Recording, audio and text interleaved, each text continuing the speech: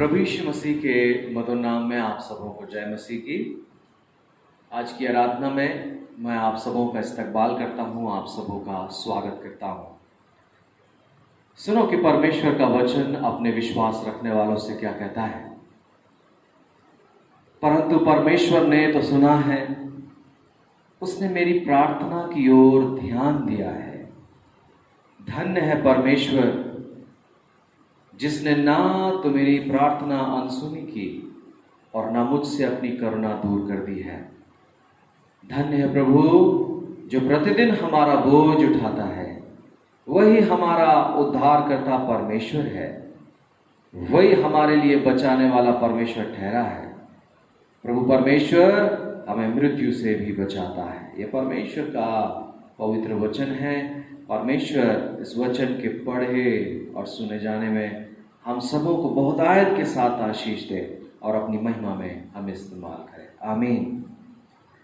आइए मसीह यीशु में अजीजो, हम सब मिलकर प्रभु की महिमा करें और गीत की पुस्तक से गीत क्रमांक 15A मिलकर गाएंगे, हे महापवित्र सर्वशक्त परमेश्वर। आइए मेरे साथ मिलकर प्रभु की महिमा में हम इस गीत को गाएं और अपने मन को प्रभु चरणों में समर्पित करें। हे महापवित्र सर्वशक्त परमेश्वर, प्रातः काल आनंद से तेरी स्तुति गावेंगे। तू महापवित्र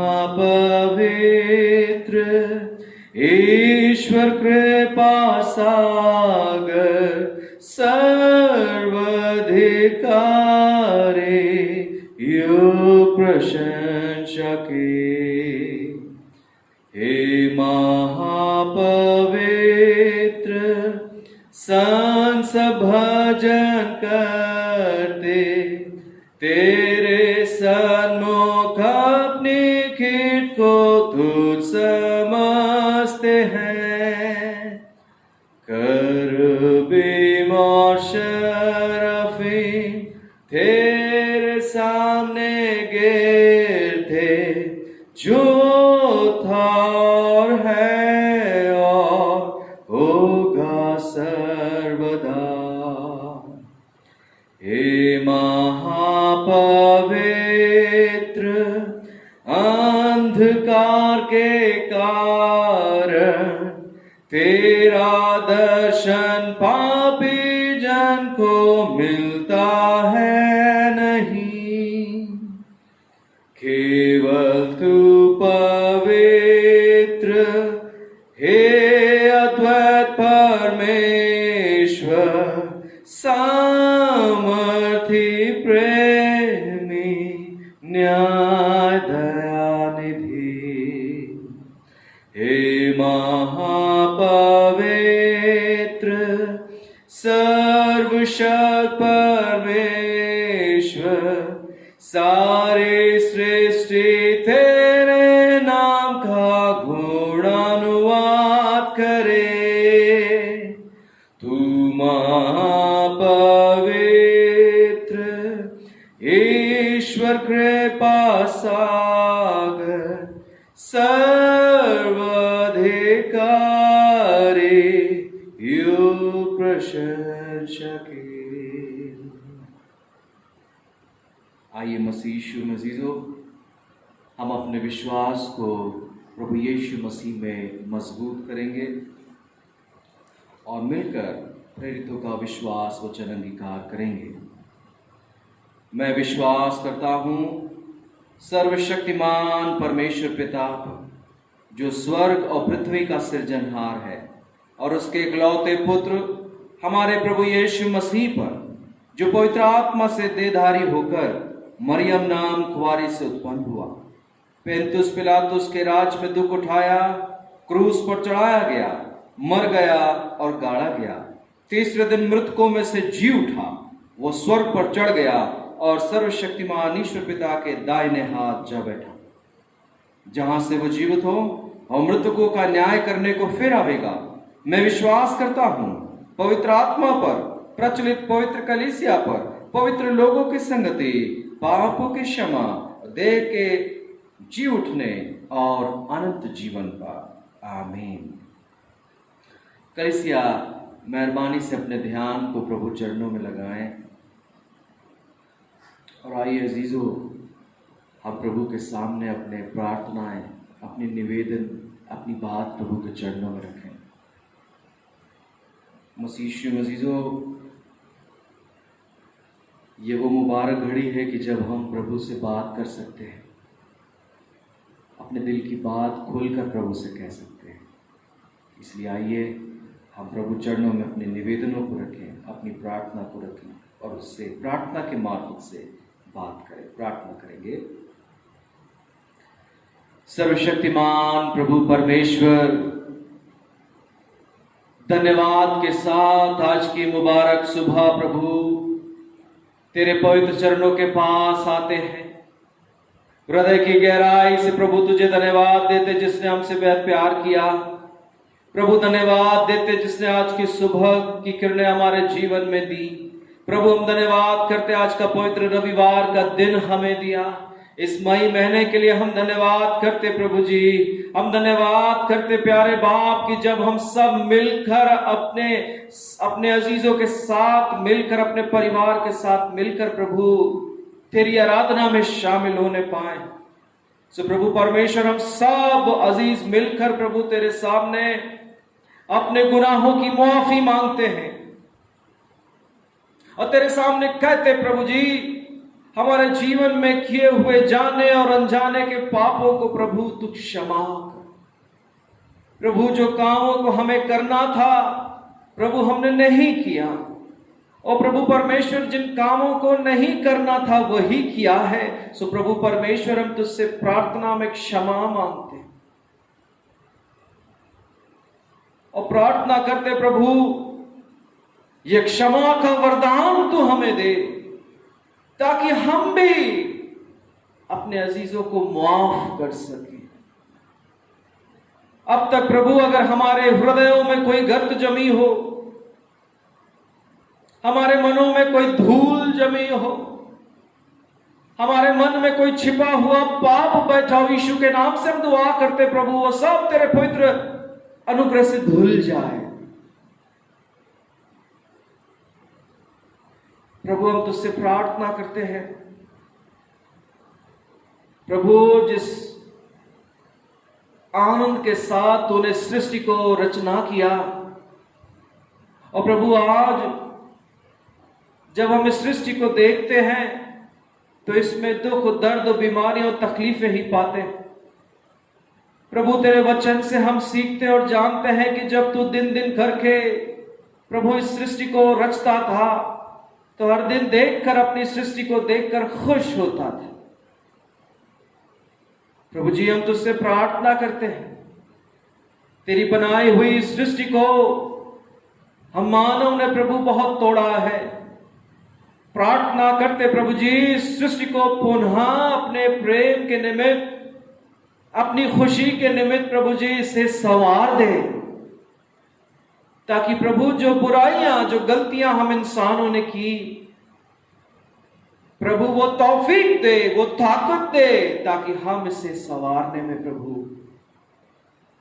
और इसको सही करने में प्रभु पूरा योगदान दे सके। प्रभु जी हम प्रार्थना करते हैं इस संसार की हर एक बुराई को, हर एक नकारात्मक शक्ति को, शैतान के हर एक जाल को प्रभु यीशु मसीह के नाम से हम तोड़ते और दुआ करते कि प्रभु जी इस देश से, हमारे इस विश्व से कोविड-19 महामारी यीशु के नाम से जड़ से खत्म हो। इस धरती से टेररिज्म खत्म होने पाए, इस धरती से नकारात्मकताएं मिट जाएं, इस धरती से भ्रष्टाचार खत्म होने पाए, इस धरती से प्रभु जी बुराइयां खत्म होने पाए।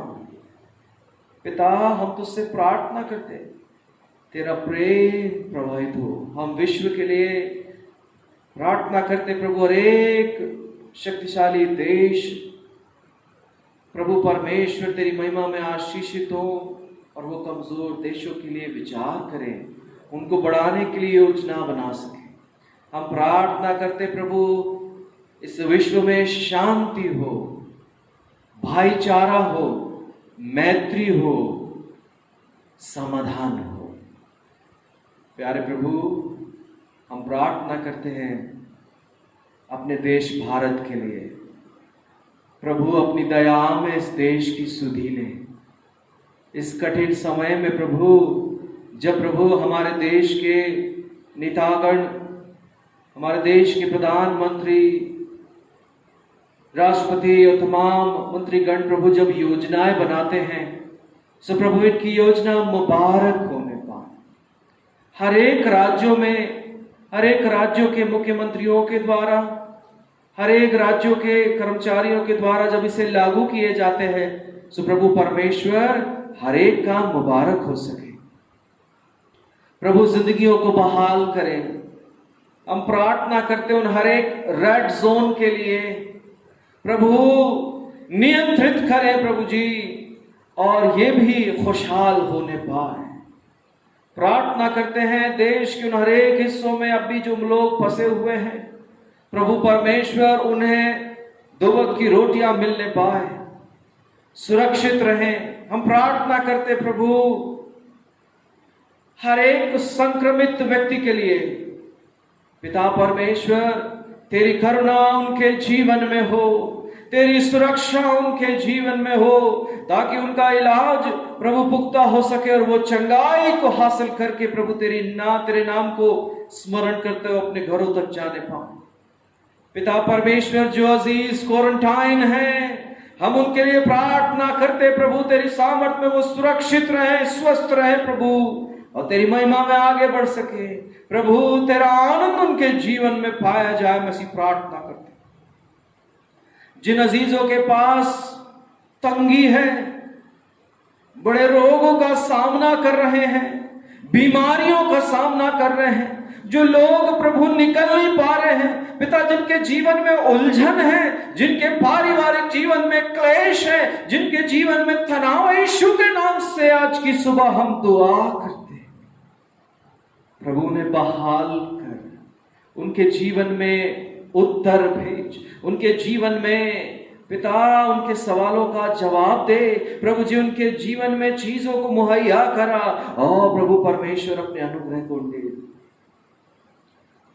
पिता हम प्रार्थना करते हैं मसीही समाज के लिए, हर एक चर्च में प्रभु तेरा आनंद हो, खुशहाली हो, वे तरक्की करे, कलीसियाओं में बेदारी होने पाए प्रभु।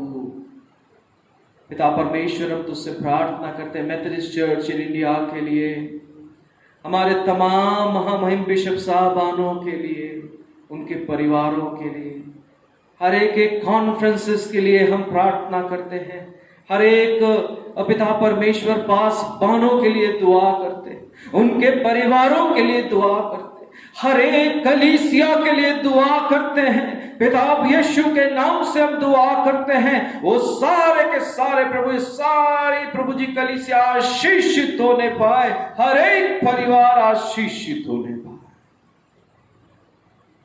हम अपने बिशप महामहिम बिशप एम डैनियल साहब को, बिशप अम्मा को, उनके परिवार को तेरे हाथों में सौंपते हैं प्रभु परमेश्वर। अब मध्य प्रदेश रीजनल कॉन्फ्रेंस के हर एक ऑफिसर्स को प्रभु तेरे मुबारक हाथों में सौंपते हैं, अपने हर एक डीएसएस को प्रभु, अपने डीएस को प्रभु तेरे सामर्थी हाथों में सौंपते हैं। और प्रभु हर एक डिस्ट्रिक्ट के पास बानो मिशनरीज, सेवक सेविकाओं को तेरे सामर्थी हाथों में सौंपते हैं। ओ प्रभु परमेश्वर हर एक प्रभु कलीसिया के सदस्यों को प्रभु तेरे सामर्थी हाथों में सौंपते हैं। सबको प्रभु आशीष दे, हर एक को धीरज दे, हर एक को प्रार्थना का मन दे, हर एक के जीवन से डर को दूर करे, और प्रभु परमेश्वर अपने तेज को उनके जीवन में प्रकाशित करे। पिता परमेश्वर हम प्रार्थना करते हैं वो अजीज जो गमज़दा हैं, वे अजीज जो बीमार हैं, दुखी हैं, लाचार हैं, मुसीबत में हैं, भूखे हैं, दरिद्री में हैं, प्रभु उन सब की स्तुति ले। पिता परमेश्वर, ऐसे समय में जबकि प्रभु डॉक्टर्स और नर्सेस और कर्मचारी, अलग अलग डिपार्टमेंट के ऑफिसर्स प्रभु जो अपनी सेवाएं दे रहे हैं, सरकारी और गैर सरकारी सेवाएं दे रहे हैं, रोज प्रभु अपने घरों से ड्यूटी के लिए जाते हैं, पिता परमेश्वर हम प्रार्थना करते हैं उन सबको अपनी सुरक्षा में रखें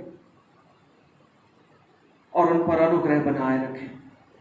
पिता परमेश्वर हम प्रार्थना करते हैं सेंटेनरी मेथोडिस्ट चर्च के लिए, प्रार्थना करते हैं मेथोडिस्ट चर्च अयोध्या नगर के लिए, प्रार्थना करते प्रभु अपनी पूरी कलीसियाओं, अपने शहर भोपाल की कलीसियाओं को प्रभु तेरे सामर्थी हाथों में सौंपते हैं और प्रार्थना करते प्रभु हर एक काम प्रभु मुबारक हो सके, हर एक आराधना प्रभु जी आशीषित रहे, हर एक आराधना में शामिल होने वाले व्यक्ति प्रभु आशीष को पाने पाए और प्रभु तेरी महिमा में प्रभु हम बढ़ सके। पिता परमेश्वर, हम अपनी कलीसिया के बुजुर्गों को, अपनी कलीसिया के जवान बेटे बेटियों को, महिलाओं को, माताओं बहनों को, छोटे बच्चों को और हर एक उम्र के व्यक्ति को प्रभु हम तेरे सामर्थी हाथों में सौंपते हैं। सबके लिए दानिशमंदी की प्रभु, तेरी सुरक्षा और अनुग्रह की, ओ प्रभु परमेश्वर तेरी महिमा की मांग करते हुए यीशु के मधुर नाम में इस प्रार्थना को मांगते हैं जिसने हमें ऐसी प्रार्थना कहना सिखलाया।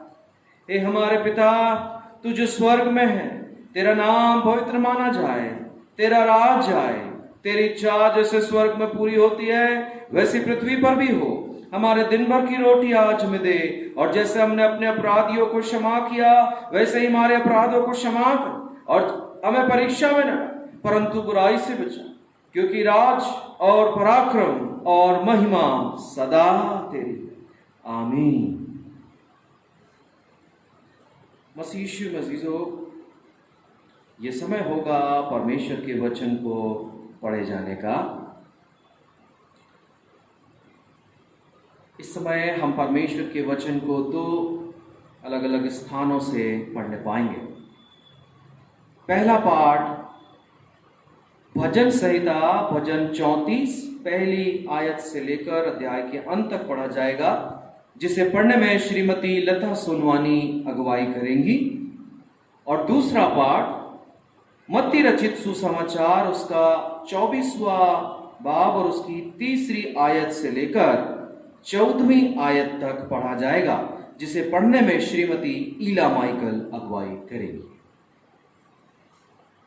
आज मैं आपके सामने पवित्र धर्मशास्त्र से भजन संहिता 34 जिसका 1 से लेकर 22 तक पढ़ूंगी, जहां इस प्रकार लिखा है, मैं हर समय यहोवा को धन्य कहा करूंगा, उसकी स्तुति निरंतर मेरे मुख से होती रहेगी। मैं यहोवा पर घमंड करूंगा, नम्र लोग यह सुनकर आनंदित होंगे।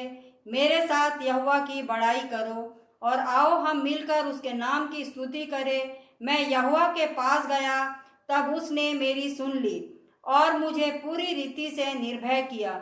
जिन्होंने उसकी ओर दृष्टि की उन्होंने ज्योति पाई और उनका मुंह कभी काला न होने पाया। और दीन जन ने पुकारा, तब यहोवा ने सुन लिया और उसको उसके सब कष्टों से छुड़ा लिया। यहोवा के डरवैयों के चारों ओर उसका दूत छावनी किए हुए उसको बचाता है। परख कर देखो कि यहोवा कैसा भला है, क्या ही धन्य है वह पुरुष जो उसकी शरण लेता है। हे यहोवा के पवित्र लोगों, उसका भय मानो, क्योंकि उसके डरवैयों को किसी बात की घटी नहीं होती। जवान सिंहों को तो घटी होती है, वे भूखे भी रह जाते हैं, परंतु यहोवा की खोजियों को किसी भली वस्तु की घटी ना होगी। हे लड़कों, आओ मेरी सुनो, मैं तुमको यहोवा का भय मानना सिखाऊंगा। वह कौन मनुष्य है जो जीवन की इच्छा रखता और दीर्घायु चाहता है, ताकि भलाई देखे। अपनी जीभ को बुराई से रोक रख और अपने मुंह को चौकसी कर कि उसे छल की बात ना निकले। बुराई को छोड़ और भलाई कर, मेल को ढूंढ और उसका पीछा कर। यहोवा की आंखें धर्मियों पर लगी रहती है और उसके कान भी उनकी दुहाई की ओर लगे रहते हैं। यहोवा बुराई करने वालों के विमुख रहता है, ताकि उनका स्मरण पृथ्वी पर से मिटा डाले। धर्मी दोहाई देते हैं और यहोवा सुनता है और उनको सब विपत्तियों से छुड़ाता है। यहोवा टूटे मन वाले के समीप रहता है और पिसे हुओं का उद्धार करता है। धर्मी पर बहुत सी विपत्तियां पड़ती तो है, परंतु यहोवा उनको उन सब से मुक्त करता है। वह उनकी हड्डी हड्डी की रक्षा करता है और उनमें से एक भी टूटने नहीं पाती। दुष्ट अपनी बुराई के द्वारा मारा जाएगा और धर्मी के बैरी दोषी ठहरेंगे। यहोवा अपने दासों का प्राण मोल लेकर बचा लेता है और जितने उसके शरणागत में है उनमें से कोई भी दोषी ना ठहरेगा। ईश्वर इस वचन के पढ़े जाने और सुने जाने पे आशीष देवे। आमीन। आप सबों को जय मसीह की।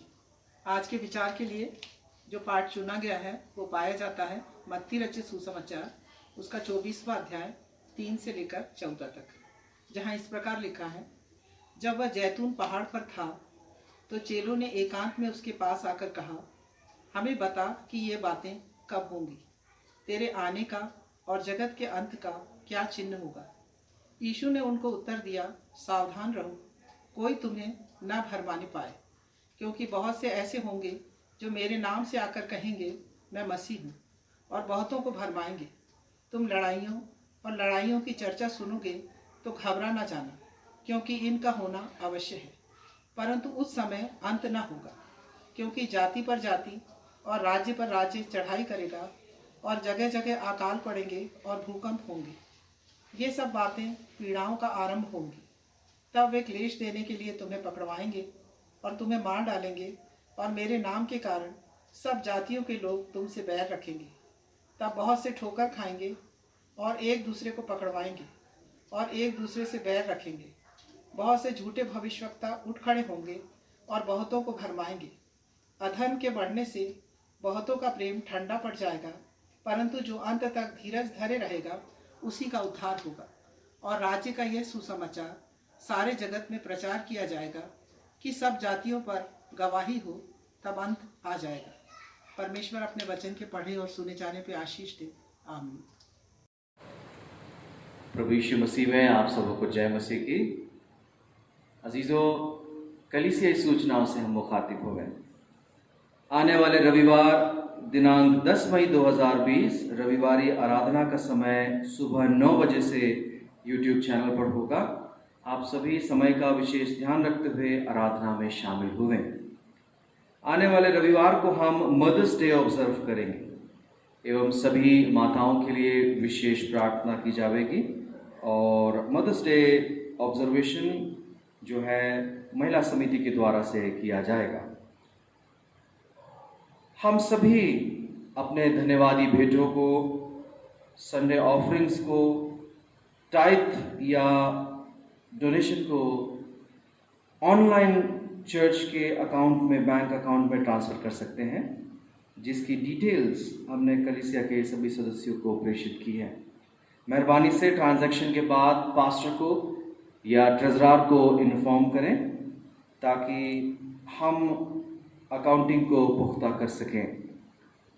हम अपनी प्रार्थनाओं में इन अजीज़ों को स्मरण रखें। हम अपनी प्रार्थनाओं में बुज़ुर्गों की अच्छी सेहत के लिए प्रार्थना करें। हम अपनी दुआओं में कोविड-19 से संक्रमित लोगों की चंगाई के लिए प्रार्थना करें और प्रभु से मांगें कि हमारा प्रदेश, हमारा देश और पूरा विश्व इस महामारी से बचे। सभी मजदूरों के लिए, सभी मजदूर भाई बहनों के लिए प्रार्थना करें जो अलग अलग राज्यों में फंसे हुए हैं। हम परमेश्वर का धन्यवाद करते हैं। हर राज्य की सरकारें इंतज़ाम कर रही हैं। प्रभु से प्रार्थना करें कि हर एक काम आसानी से होने पाएँ और सभी लोग सुरक्षित रहने पाएँ। साथ ही साथ हम आर्थिक तंगी, भूखमरी और मृत्यु के डर को दूर करने के लिए प्रभु से प्रार्थना करें।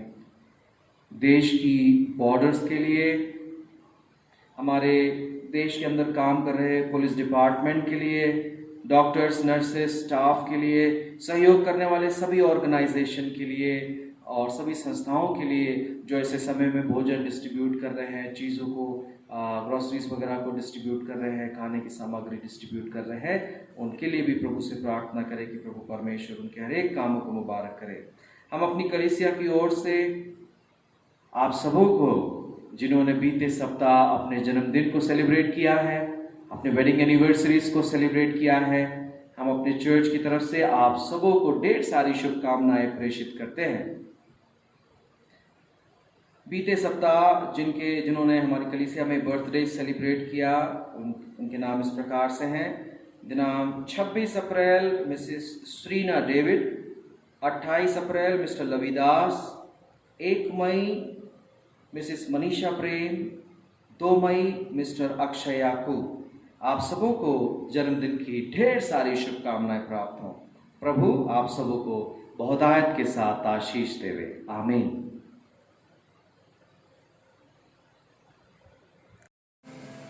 मसीह मजीजो, आइए हम खुदावंद की आराधना करें, पूरे दिल से, पूरे मन से उसकी स्तुति करें। और इस गीत को जब हम गाते हैं, इस गीत के साथ अपने मन का समर्पण प्रभु चरणों में हम करेंगे और अपने सांसारिक भेंटों को भी हम प्रभु चरणों में समर्पित करेंगे। हम अपनी व्यवस्था के अनुसार, अपनी सुविधा के अनुसार प्रभु चरणों में अपनी भेंटों को इकट्ठा करें। जब कभी हम प्रभु भवन में होंगे, प्रभु भवन में एक भेंटों को समर्पित करेंगे। यदि आप ऑनलाइन ट्रांसफर करना चाहते हैं तो अपने चर्च के बैंक अकाउंट में आप ट्रांसफर कर सकते हैं। प्रभु सबको बताने के साथ आशीष दें।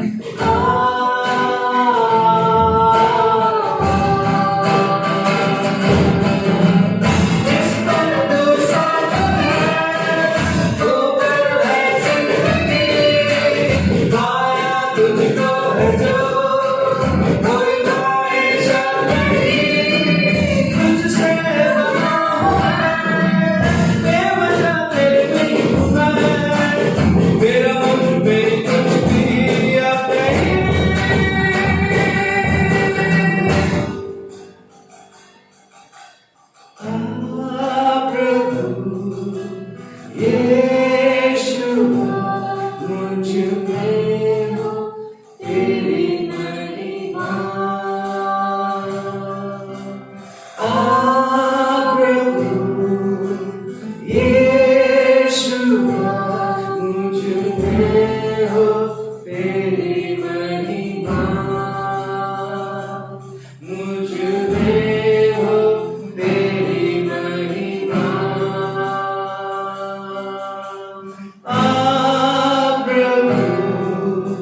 यीशु मुझ में हो तेरी महिमा।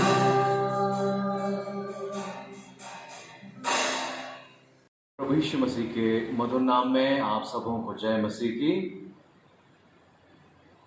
मसीह यीशु में अज़ीज़ों, दो शहरों की कहानी नाम की एक किताब का लेखक अपने विचार को इस प्रकार प्रस्तुत करता है। वो कहता है, वो सबसे अच्छा वक्त था और ये सबसे बुरा वक्त है। क्या ये आज इस दुनिया में बिल्कुल फिट नहीं बैठता? सबसे अच्छा वक्त जिसमें तकनीकी उन्नति है, पार्टी सेलिब्रेशन है, गेट टुगेदरनेस है, मिलना जुलना है, किसी भी बड़ी उपलब्धि के बाद सेलिब्रेशंस है और हमारे लिहाज का सब कुछ है। चाहे गाड़ी में पेट्रोल हो या डीजल हो या ना हो, लेकिन सब कुछ अच्छा होना चाहिए, हमारे लिहाज की दुनिया होनी चाहिए। सबसे बुरा वक्त,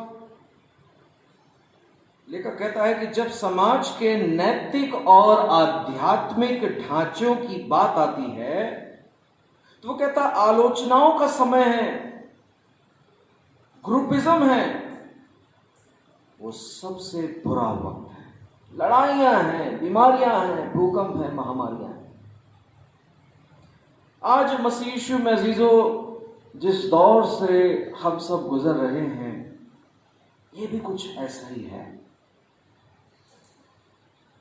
जरा सोचिए, खुदावंद के कलाम से जब हम पढ़ते हैं तो पाते हैं खुदावंद का कलाम कहता है धीरज रखो, प्रार्थना में लगे रहो, एक दूसरे के लिए प्रार्थना करो, प्रभु तुम्हारे साथ रहेगा। परंतु मसीह यीशु में अज़ीज़ों, जब हम मसीह भाई बहन आपस में एक मत नहीं हो पाते, एक चित नहीं हो पाते, प्रार्थना में एक साथ नहीं जुट पाते, मसीह यीशु में अज़ीज़ों कैसे प्रभु के साथ हम संगति करने पाएंगे, कैसे हम उद्धार पाने पाएंगे? ये सवाल आज की सुबह हमारे सामने खड़ा होता है। मसीह यीशु में अज़ीज़ों, खुदा की आवाज को, उस कलमे खुदावंद को बड़े गंभीरता से सोचे, समझने की कोशिश करें कि इस दुनिया में क्या हो रहा है।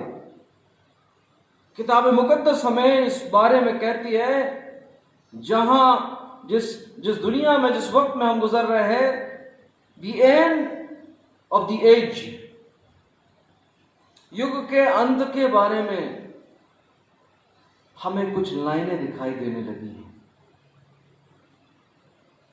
और हम सब ग्रेस पीरियड में हैं, एक ऐसे अनुग्रह के समय में जो कि अब गुजर रहा है।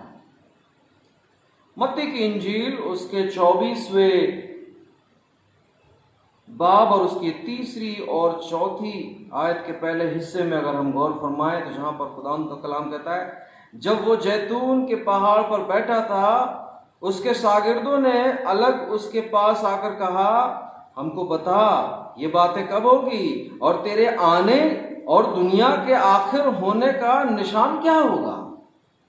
और 4थी आयत में यीशु ने जवाब में उनसे कहा, खबरदार, सावधान रहो, कोई तुमको गुमराह न कर दे।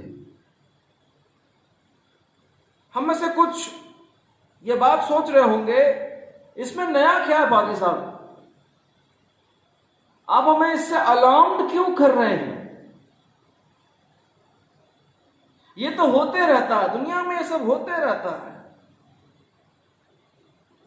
Someone would say, Pastor, no need to be alarmed us. मसीह यीशु में अजीजो, हम आप शायद सही भी हो, लेकिन खुदा का कलाम हमें अलर्ट कर रहा है। और यह अलर्टनेस कैसे आएगी? लूका की इंजील उसका 21वां अध्याय 28वीं आयत, जब ये बातें होने लगी तो सीधे होकर अपना सिर ऊपर उठाना, क्योंकि यीशु तुम्हारा छुटकारा निकट होगा। मसीह यीशु में अजीजों, बड़ी गंभीरता से सोचें, बड़ी गंभीरता से समझें, उस पुराने वक्त को खंगालें जिसको हमने जिया है, जैसे हमने जिया है उसको देखें। उन इबादतों के पलों को स्मरण करें कि हमारी इबादत में कौन कौन सी कमी रह गई थी, उसे सुधारने का वक्त है। स्मरण करें कि जब हम मिलकर प्रभु की इबादतें किया करते थे, कई बार वो छोटे छोटे डिस्टर्बेंस आपने अपने जीवन में महसूस किया होगा, जो दरअसल हमारे लिए डिस्टर्बेंस का कोई कारण ही नहीं था, लेकिन we disturbed ourselves, we disturbed our family. कई बार हमने अपने माहौल को खराब करने की खुद ब खुद कोशिश की होगी, कई बार उसके कारण हमारे परिवार में टेंशन आई होगी, कई बार हमारी कलीसिया में उन बातों की वजह से टेंशन आई होगी, और लोग प्रभु की इबादत को छोड़ के कुछ और सोच रहे होंगे। आप शायद इस बात को फिर कह रहे होंगे, pastor, no need to be alarmed.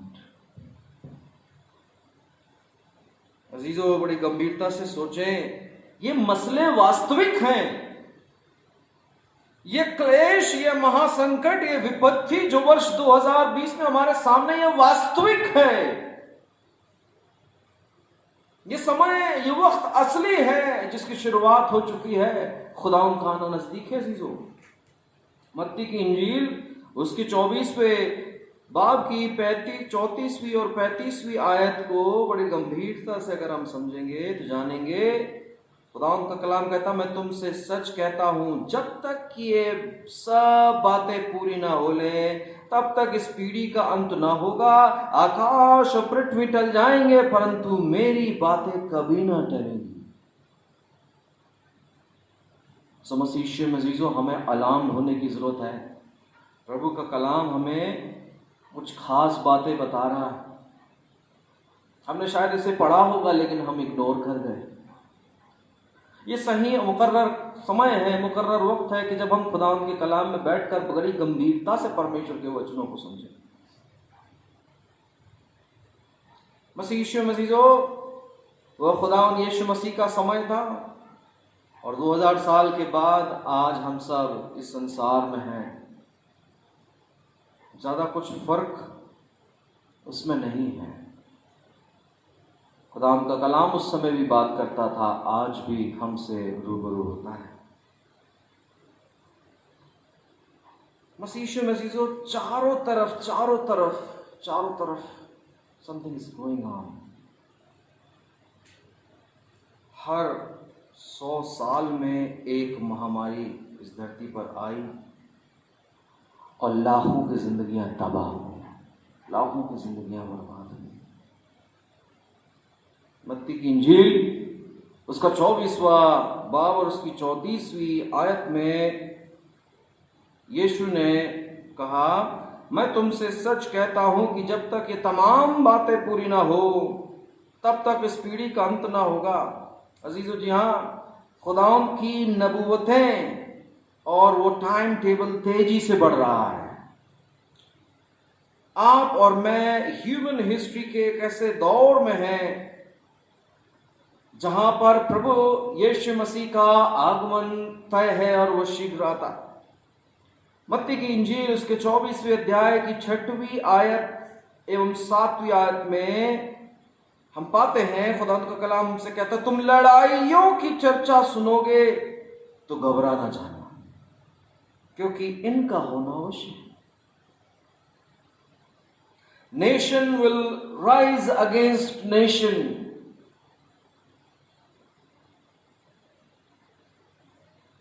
मौसम की खराबी से फसलों का बर्बाद होना, पैन एपिडेमिक का होना, भूकंप का होना, और ऐसी बहुत सी बातें हैं मसीह यीशु में अजीजों, हम इग्नोर नहीं कर सकते। टेररिज्म का होना जो ह्यूमैनिटी पर हावी होते जा रहा है, ये सारी की सारी चीजें हमें कुछ इशारा दे रही हैं।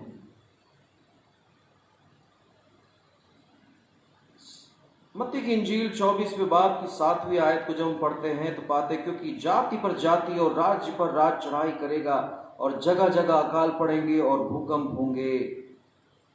ये सब बातें पीड़ाओं का आरंभ होगी। मसीह यीशु में अजीजों, अनएक्सपेक्टेड डेथ्स हो रहे हैं,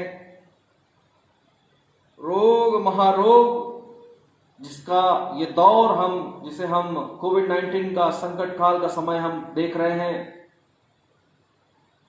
चीजें कंट्रोल से बाहर हो रही हैं, नई नई बीमारियां, महामारियां, विपत्तियां संसार में आ रही हैं।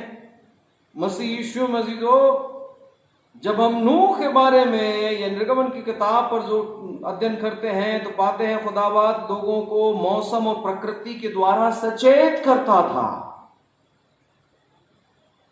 एक के बाद एक नबी को उसने भेजा ताकि लोग बचाए जाएं।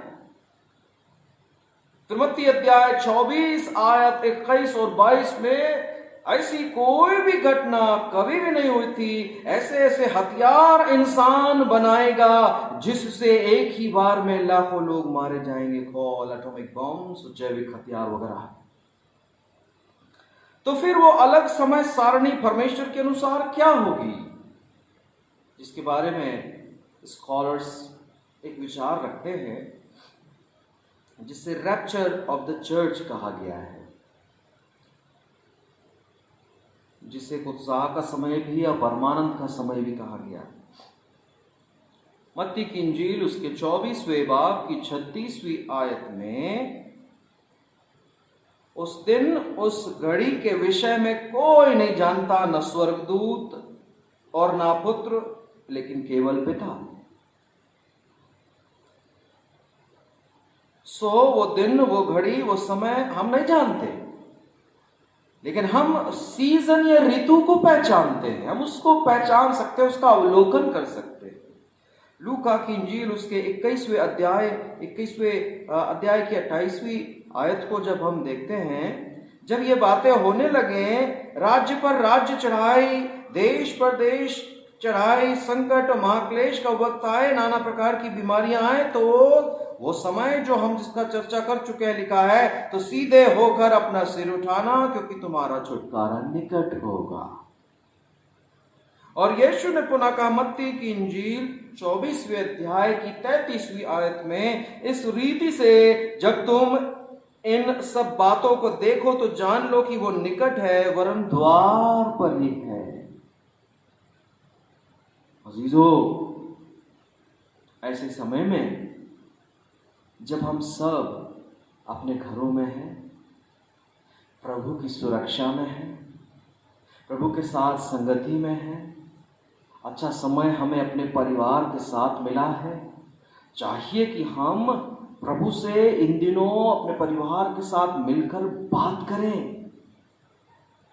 प्रभु के सामने जो हमें समझ में नहीं आता उससे प्रभु से मांगें। इसके साथ ही साथ हम अपने आप को तैयार करें, पूर्णतः तैयार करें। वो अब तक जिस नकारात्मक बातों में, जिन नकारात्मक बातों में हमने अपनी जिंदगी को गुजर बसर किया है, उन नकारात्मक बातों को छोड़ दें और अपने जीवन में प्रभु यीशु मसीह की आशीषों को, प्रभु के स्नेह को, प्रभु के प्रेम को और वो सारी पॉजिटिविटी को अपने जीवन में रिलीज होने दें।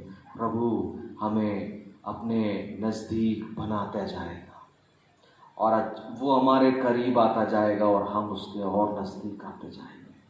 मसीह यीशु मसीहो, यहाँ पर यीशु हमें समय दे रहा है और इस अंतकाल में, इस अंतिम समय में,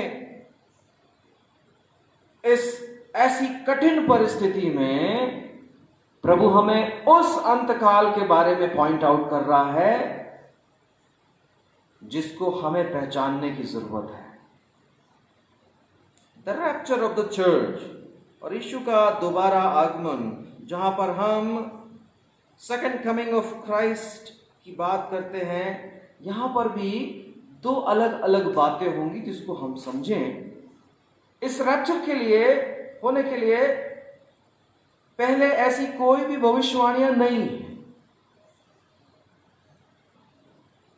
that is what we should be alarmed, हमें सचेत रहने की जरूरत है। सो चर्च के लिए परमानंद क्या है? चर्च के लिए रैप्चर का टाइम क्या है? ये वो घटना होगी जब यीशु मसीह की कलीसिया को धरती से स्वर्ग में उठाया जाएगा। जो प्रभु में सो गए हैं वे भी बादलों पर उठाए जाएंगे, जिनकी मुलाकात स्वर्ग में यीशु से होगी। रैप्चर के लिए बाइबल में आप कोई भी शब्द नहीं पढ़ने पाए। ये रैप्चर महासंकट के 7 साल पहले शुरू हो जाएगा, जिसका वर्णन मत्ती की इंजील उसके 24वें अध्याय के 15वीं आयत से 28वीं आयत में है। और इस महासंकट के बाद यीशु दोबारा आगमन उसका होगा और 1000 ईयर्स वो धरती पर राज्य करेगा, वो अपने राज्य को स्थापित करेगा, जिसका वर्णन हम प्रकाशित वाक्य अध्याय 19 और 20 में पाते हैं। मसीह यीशु में अजीजों, यीशु अपनी कलीसिया में आना चाहता है। मैं किसी और के बारे में नहीं, लेकिन मैं प्रभु यीशु मसीह के बारे में बात कर रहा हूं, जो हमारे हृदय में वास करना चाहता, जो हमारे संग रहना चाहता, जो हमारे साथ फेलोशिप करना चाहता है। मैं आप सबों से ये सवाल करना चाहता हूं कि अगर प्रभु यीशु मसीह अपने स्टेज में, जैसे जिन रेफरेंसेस के बारे में हमने चर्चा करी, प्रभु यीशु मसीह अपने तेज में अगर आ जाता है आज की सुबह, आज की शाम, इस महीने, ये सप्ताह में, तो क्या हम तैयार होंगे? क्या हम परमेश्वर के साथ संगति करने के लिए जिनकी बातें हम करते हैं, हम तैयार होंगे? मसीह यीशु में अजीजों, प्रभु उस घड़ी को अगर हमने फेस कर लिया तो क्या हम प्रभु के सामने कह सकेंगे, प्रभु हम तेरे लायक हैं? मसीह यीशु में अजीजों, हम अपना मूल्यांकन स्वयं करें कि हम तैयार हैं या नहीं। उसकी आराधना में कोई कमी न छोड़े मसीह यीशु में अजीजों। उसके कलाम को पढ़ने में पीछे ना हटे, उसे समझने में पीछे ना हटे। नहीं समझ में आता तो उसके बारे में चर्चा करें, अपने अजीजों से बात करें, अपने मित्रों से बात करें कि ये बात मेरे समझ में नहीं आई, मेहरबानी से मुझे कलाम समझाएं। मसीह यीशु में अजीजों, प्रभु की बड़ाई करें, घबराए नहीं। प्रभु हमारे साथ है। प्रभु यीशु से कहें, वो सुनेगा, वो हमें निर्भय करेगा। कलाम कहता है, जिन्होंने उसकी ओर दृष्टि की उन्होंने ज्योति पाई और उनका मुंह कभी काला ना होने पाया। हम अपने मुंह की चौकसी करें मसीह यीशु में अजीजों। बुराई को छोड़ के भलाई करें, नेकी करें, ईमानदारी करें। टूटे पिसे मोहताजों की सुधि लेने का ये समय है। हम पीछे ना हटें, हम अपने दानों को, अपने वरदानों को इस्तेमाल करें। प्रभु के चरणों में उसको समर्पण करने का अवसर है। मसीह यीशु में अजीजों, भले ही हम अंत के समय में हो या अंत हमारा नजदीक हो, आप भले ही महासंकट में, महाविपत्ति में पड़े हो, घबराए नहीं, क्योंकि प्रभु यीशु मसीह हमारे साथ है। क्योंकि जो अंत तक धीरज रहेगा, जैसा कलाम कहता है, परंतु जो अंत तक धीरज धरे रहेगा उसी का उद्धार होगा। मसीह यीशु मसीहो, प्रभु हम सबको बहुतायत के साथ आशीष दे। प्रभु यीशु मसीह हम सबको सुरक्षा दे। प्रभु हमें सेहतमंदी दे, और जैसा हम वचन में पढ़ते हैं, जहाँ प्रभु है वहाँ आनंद की भरपूरी है। प्रभु वचनों के द्वारा, खुदावंद के कलाम के द्वारा हम सबों को बहुत आयत के साथ आशीष दे। आमीन।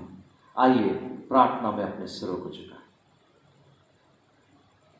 सामर्थी प्रभु परमेश्वर, धन्यवाद के साथ आज की मुबारक सुबह प्रभु हम तेरे नजदीक आते हैं। धन्यवाद देते प्रभु तेरे वचन के लिए, धन्यवाद करते प्रभु हमें सचेत करने के लिए, धन्यवाद करते प्रभु जी क्योंकि तू हमें नया दिन, नया जीवन देता है और प्रभु हमें अपने वचन से सिखाता है। सो सामर्थी पिता परमेश्वर, हम तुझसे प्रार्थना करते हैं प्रभु, उनमें से हर एक को आशीष देना। जो आज की आराधना में शामिल होता प्रभु, वो सब के सब आशीष पाए और प्रभु परमेश्वर तेरी महिमा में आगे बढ़ते जाए। धन्यवाद के साथ तेरी महिमा और तारीफ करते हुए और धन्यवाद के साथ यीशु के नाम में इस दुआ को मांगते हैं, सुने और दया से कबूल करे। आमीन। और अब उद्धार करता प्रभु यीशु ख्रीस्त का अनुग्रह, परमेश्वर पिता का अद्भुत प्रेम और पवित्र आत्मा की सहभागिता और संगति अपनी प्रिय कलीसिया के साथ, जगत के हर एक विश्वासियों के साथ और एक कुल ईमानदारों के साथ प्रभु यीशु मसीह के दोबारा आगमन तक बने रहे।